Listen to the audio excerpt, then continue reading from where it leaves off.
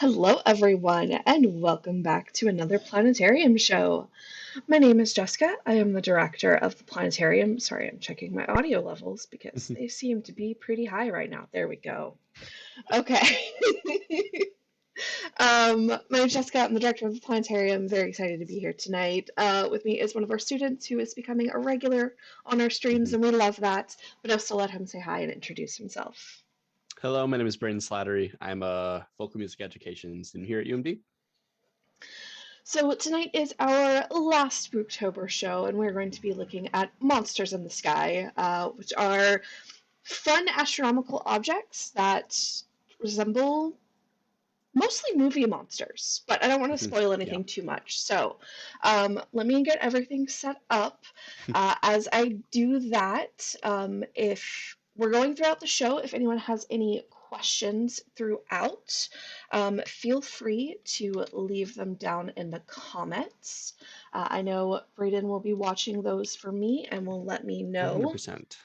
as questions come up. So with that, I think we are all set up. There we go. All right, and we will get started with Monsters in the Sky. And we're going to start with a really fun one. This is a picture of the sun that was taken back in October of 2014 by the Solar Dynamics Observatory. It is a telescope that basically all it does is observe the sun. And what we're seeing here is what looks like a really creepy jack-o'-lantern that the sun decided to be festive for October that year. Now, the image that we're seeing here is not visible light, so this is not light that we see with our eyes. This was taken in ultraviolet light. And so what we're seeing, all of these bright spots that look like the glowing jack-o'-lantern face, are where we're seeing a lot of ultraviolet light coming through. And so these are what we would call kind of like coronal holes. Now, oh yeah, I forgot to put this. There we go. Our jack-o'-lantern, if you were having trouble kind of visualizing it.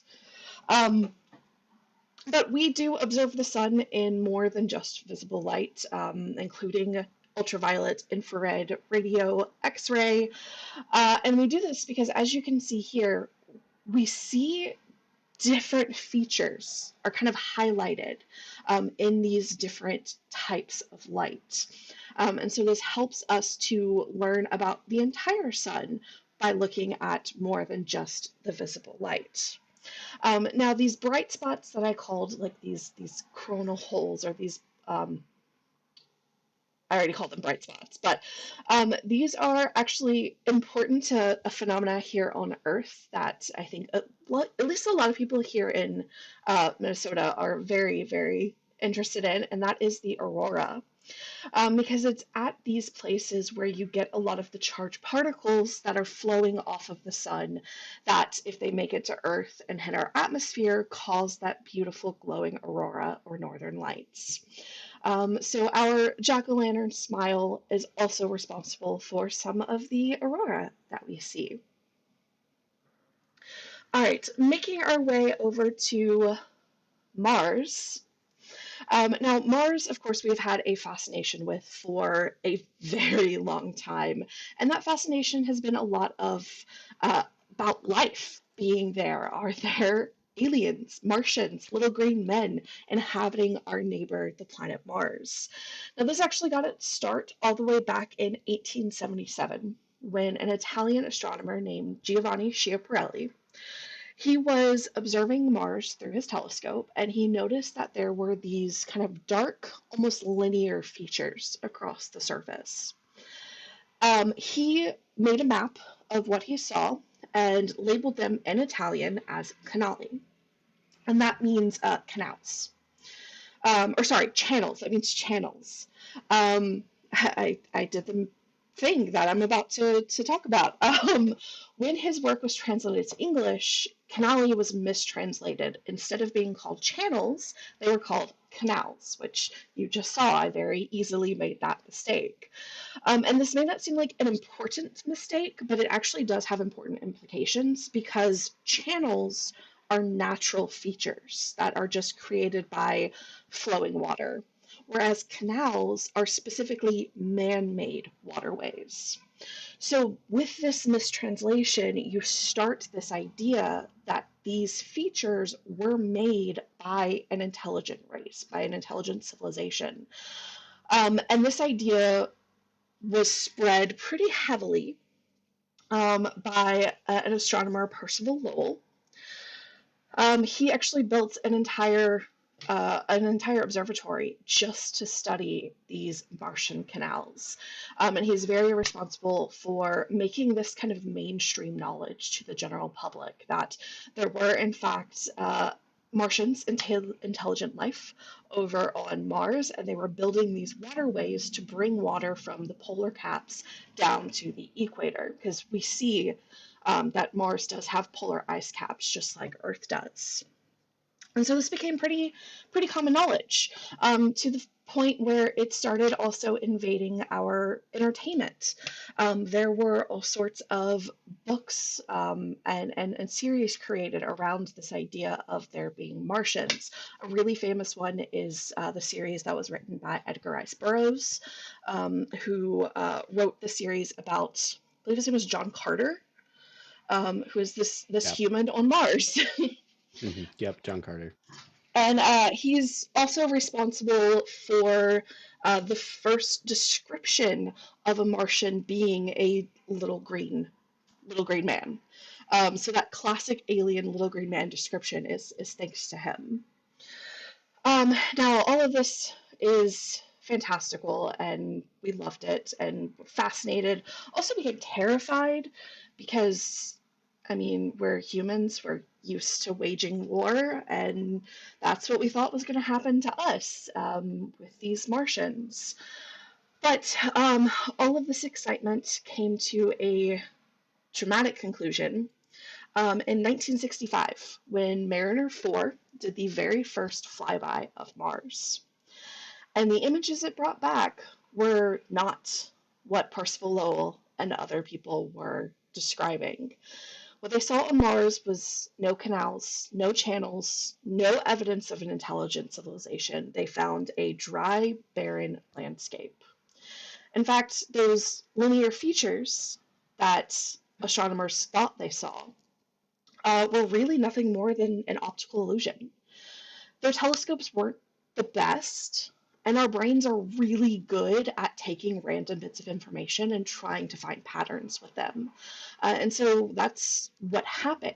And that's why not all astronomers saw the channels or canals that Giovanni Schiaparelli and Percival Lowell and other astronomers claimed to see through their telescopes. This wasn't a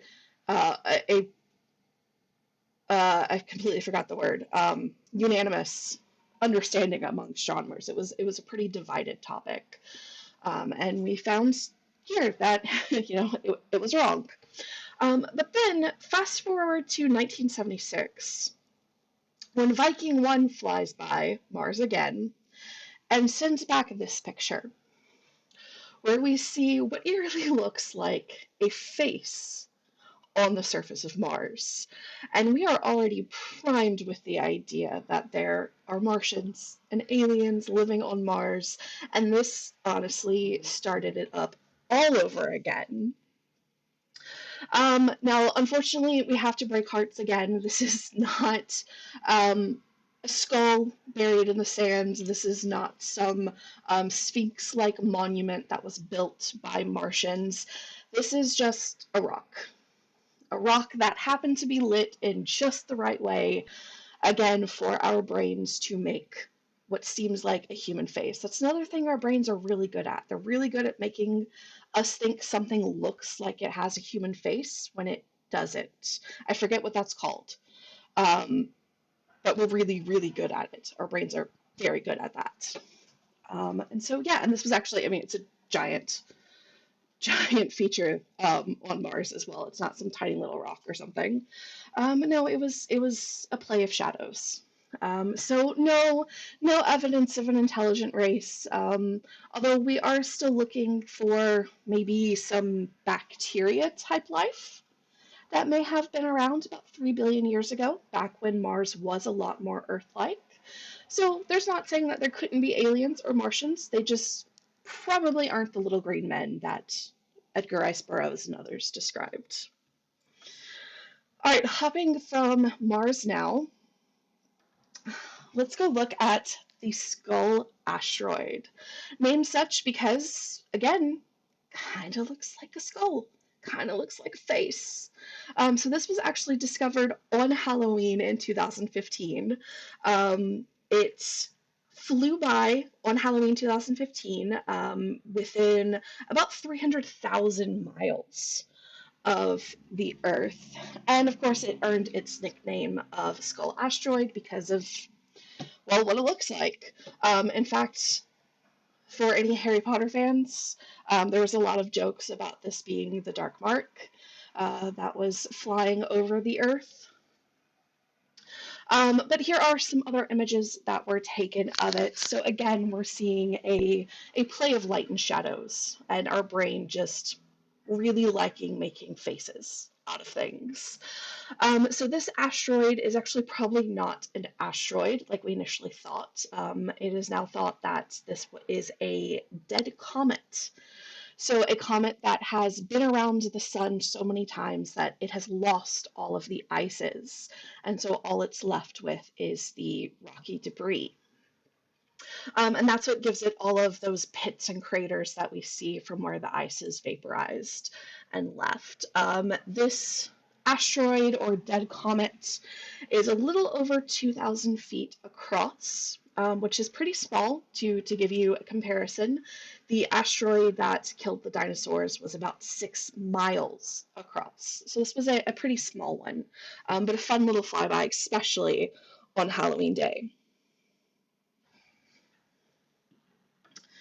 Okay, now we're going to leave our solar system and go and visit some familiar looking things in our galaxy. And we're going to start off with a couple of nebula. So nebula are giant gas clouds in space. And the first one we're going to go visit is the Witch Head Nebula, named such because it looks like a witch head. Now, I'm curious to see kind of how you first see the witch, because I know amongst a few different people that I've talked to, we've all seen it slightly differently. So I'll show you what I see. I see this is like the eye socket, and then here's the pointy nose, and then here are her lips with her mouth open, and then this is her chin. So that's the witch head that I see. I agree. Yeah. I think that's the right one. I've seen some people discuss where like this is her hat, and then this would be her head. I don't quite remember how they did it, but yeah, I like the nose and then the pointy chin. Like I think that works the best. So the Witch Head Nebula here is actually located in the constellation of Orion near the star Rigel, which is his right knee right here.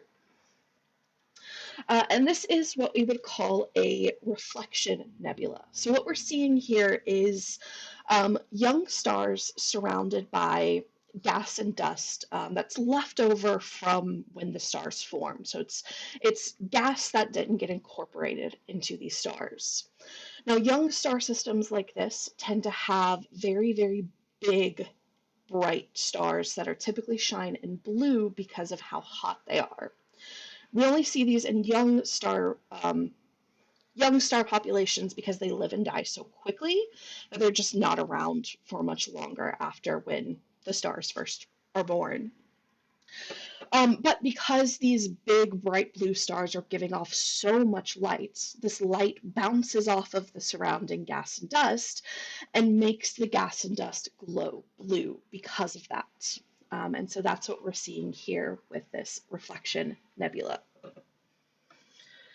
Now, the next nebula that we're going to go see is one that I personally don't like. I don't like talking about it or showing it, but I'm going to because it is that time of year, and it is the Black Widow Nebula. I'm terrified of spiders. I don't like this one.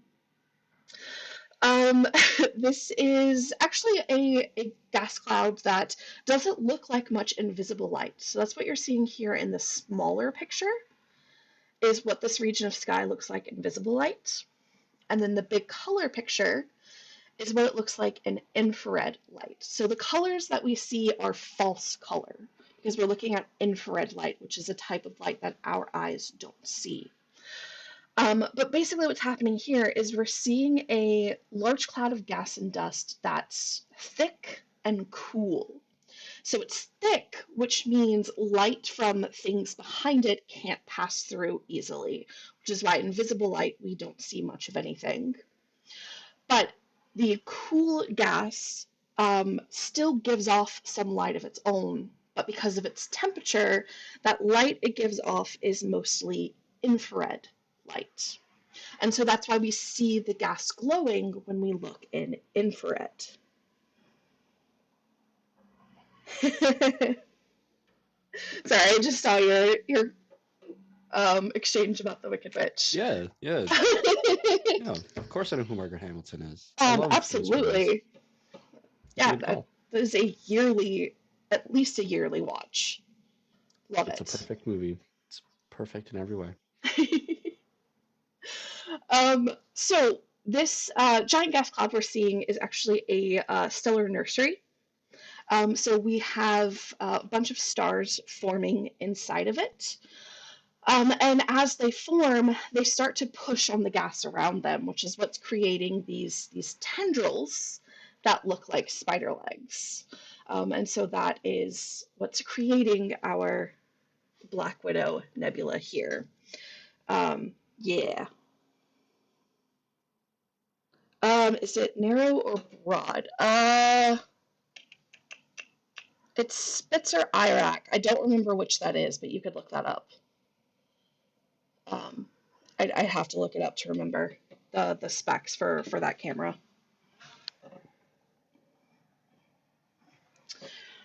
Okay.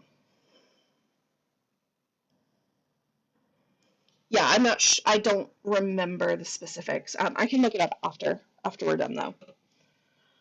For those not reading the comments, I was just getting asked what colorings were which color went with what specific wavelength of infrared, because you can, as I said, this is false color, so you can really assign whatever colors you want. And I will be honest, I forgot. I forgot what they are, and I don't have it in my notes, but I can go look it up later. All right. So let's move away from nebulae and take a look at some stars. So the first star that we're going to see is actually a system of multiple stars. But to our naked eye, it looks like one, and this is the star named Algol. So Algol is in the constellation of Perseus. For the Greek depiction of Perseus, he is a man holding on to the head of Medusa, and Algol is one of her eyes. So Algol is actually Arabic for head of the ogre, because that's what Perseus is carrying, and it's actually the origin of our word ghoul. Now this has other names as well. It's often called the demon star, the demon's eye, Satan's head. There's lots of demonic or evil names associated with this star, and that's because it's red in color. And as you can see in the little video here at the bottom, it blinks. Now this video is sped up dramatically.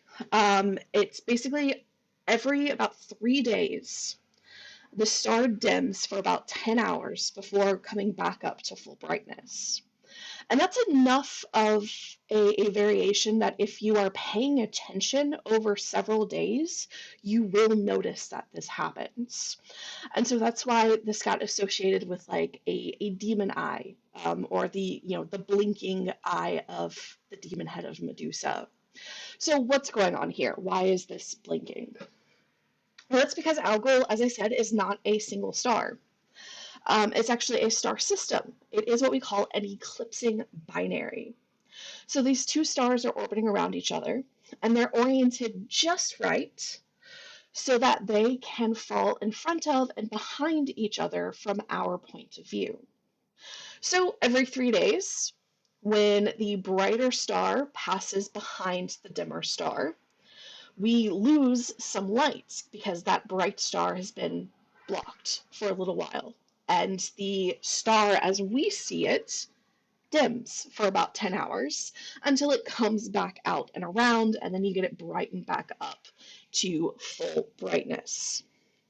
Now, you'll see here that there is a secondary dip, which isn't as noticeable. That's when the dimmer star goes behind. And that one we don't see, you can't really notice with your eyes. It's such a small change. So really we're just seeing the major eclipse that happens roughly every 3 days. And so that is our demon star, Algol. Moving on to another type of star system, did you know that we really do have vampires? Or at least we have vampire stars. So things like Algol, where you have two stars orbiting each other, binary star systems, those are incredibly common. In fact, most stars are in a binary or multi-star system. Sometimes those stars are a close binary, which means exactly that. The two stars are exceptionally close to each other. And as one star starts to die, it puffs up. And what that can do, it can puff up enough that its companion star actually starts pulling the gas away from that star, funneling off its material, kind of like a vampire sucking the blood out of its victim. And it eats the star and takes its gas away from it. And these are actually called vampire stars. Like that is a common name that we use for these systems. So yeah, there you go. Vampires. They're in space. Let's Wonder if the see. gas tastes good. Oh my goodness. Just all jokes, all jokes. You're stealing my joke from I'm sorry. Cygnus. Thank you I'm very sorry. much. I'm sorry.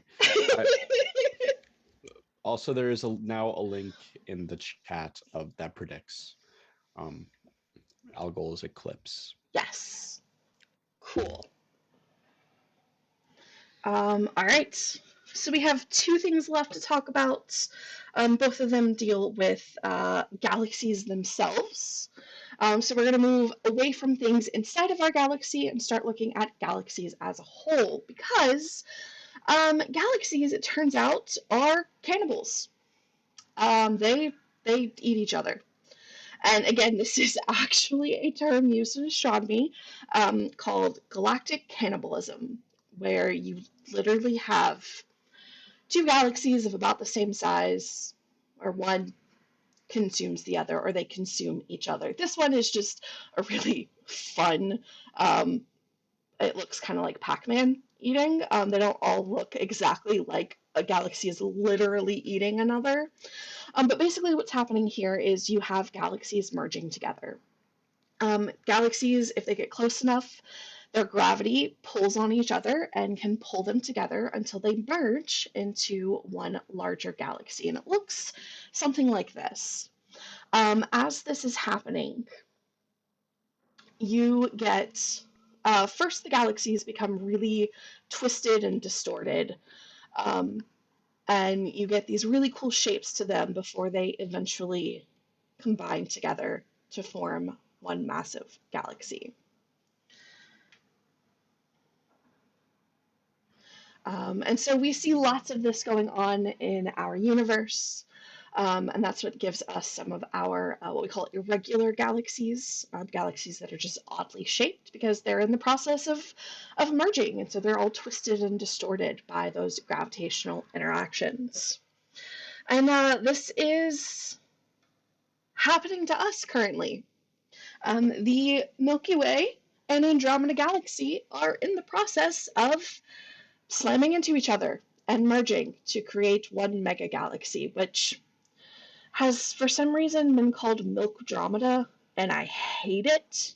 So please, please come up with a better name because it's awful. Um, Now, this is set to happen in about 3 to 5 billion years, so it's nothing that we have to worry about.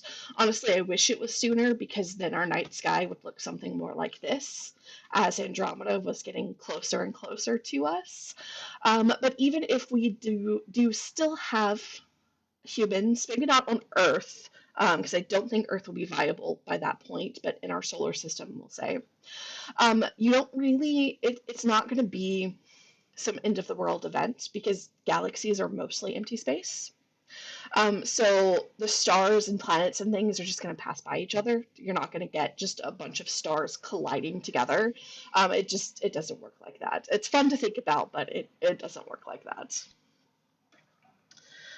All right, and to round us out, a new addition to the show this year is the sounds of black holes. So the black hole at the center of the Perseus galaxy cluster went through a process called sonification.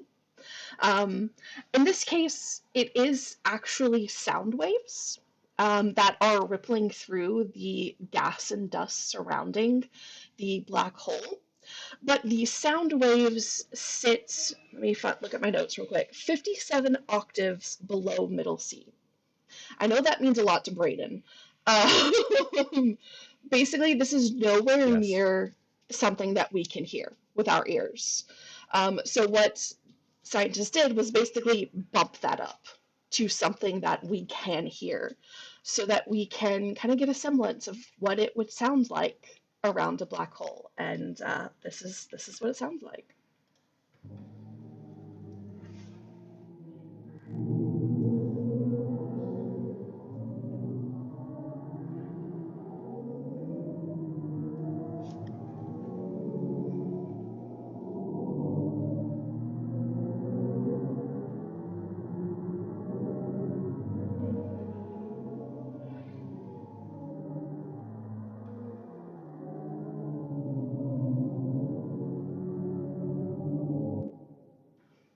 It's just so creepy. I'm gonna play it again just because I can.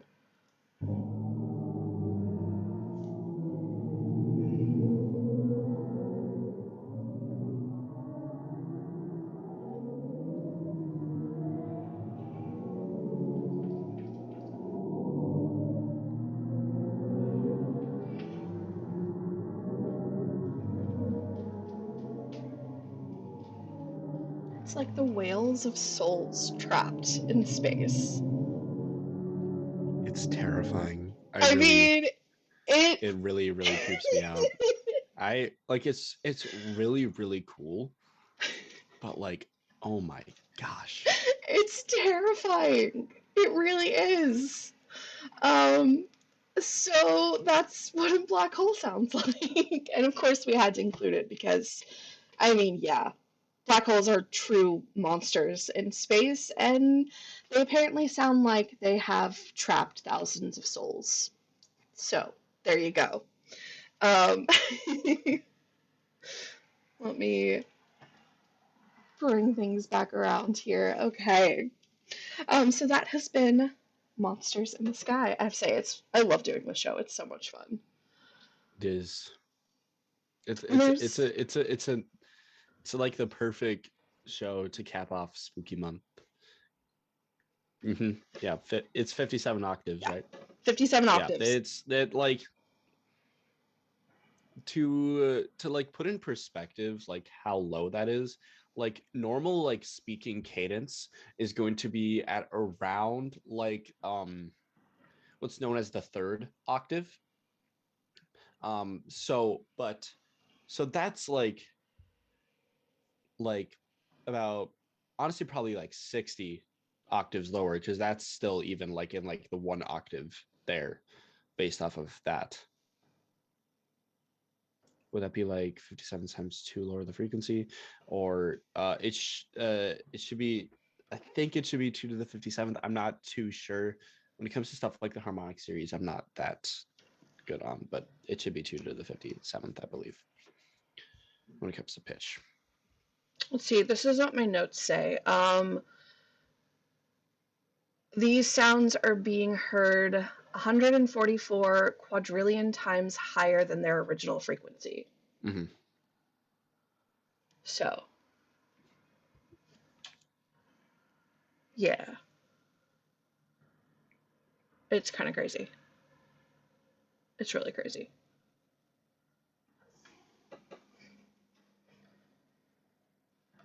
But that's what it sounds like. If you could hear it. But yeah, it's so cool. I want to do a whole show on sonification. It would be really cool. It would be really cool. I mean, that would be a good one. Maybe we could talk about that next after you finish Mm-hmm. the show you're working on. Um, Yeah, I would definitely do that. here, let me. I'm doing the math real quick.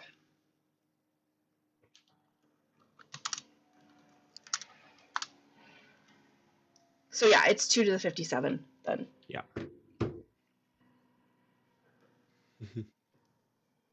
But yeah, it's crazy. Oh, we're glad you enjoyed the show, Margie. Yeah, we are doing these every Wednesday at 7. If you're interested in any of the previous ones we've done, they're all recorded back in the video section of our Facebook page. You can go check out some of the other ones we've done. But yeah, we hope to see you more in the future. We do lots of fun shows like this. Indeed. I know we've got a new one that's going to be coming out soon Soon-ish. for anyone who's fans of Avatar: The Last Airbender. Mm-hmm. Mm-hmm. It's going to be good. Should be a little fun.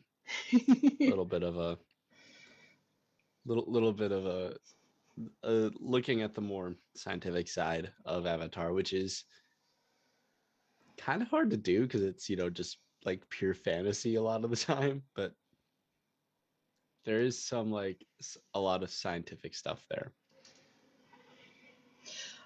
Back to the quadrillion stuff. It's 144 quadrillion, so that's where the extra sig figs are coming from.